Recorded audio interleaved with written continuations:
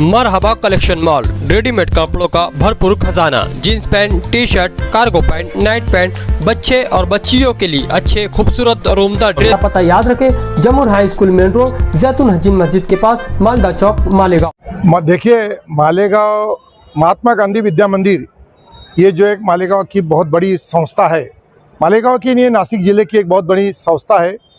ये संस्था के मार्फत बहुत सारे एजुकेशनल इदारे चलते हैं पूरे नासिक ज़िले में।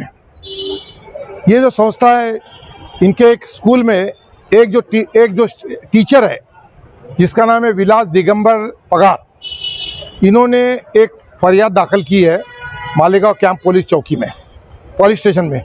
उस बुनियाद पे प्रशांत हीरे, वेंकटराव हीरे, अद्वय प्रशांत हीरे, अपूर्व प्रशांत हीरे, ये तीनों के खिलाफ मालेगांव कैंप पुलिस स्टेशन में गुना दाखिल हुआ है। वो जो गुना दाखिल हुआ है, उस बेस पे ये तीनों आरोपी ने मालेगांव के सेशन कोर्ट में अटक पूर्व जामीन का अर्जी दाखिल किया था, जिसकी कि 2 दिन पहले जो डिस्ट्रिक्ट जज, सेशन जज है यहाँ के मालेगांव के, पाटिल साहब, उनके सामने सुनवाई हुई और वो तीनों का अटक पूर्व जामीन कोर्ट ने नामंजूर कर दिया है।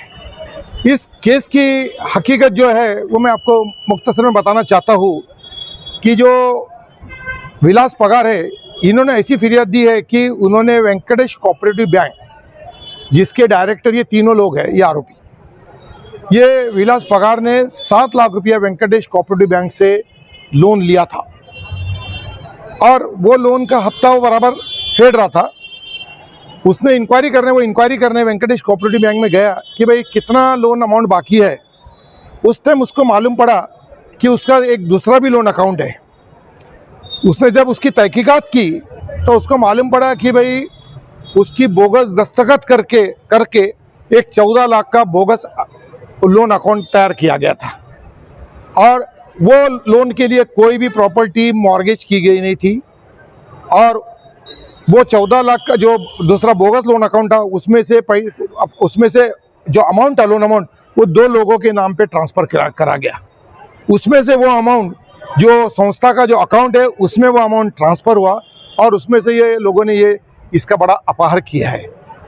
तो ये सब कोर्ट को हमने ये बातें बताई और कोर्ट को बताया कि अगर ऐसे परिस्थिति में अगर इनको अटक पूर्व जामीन दिया गया तो इन्वेस्टिगेशन रुक जाएगा। ये सब इन्फ्लुएंशियल लोग हैं, पॉलिटिकल लोग हैं, इसलिए पूरी तरीके से तहकीकात करने के लिए इनका अटक पूर्व जामीन नामंजूर होना बहुत ज़रूरी है।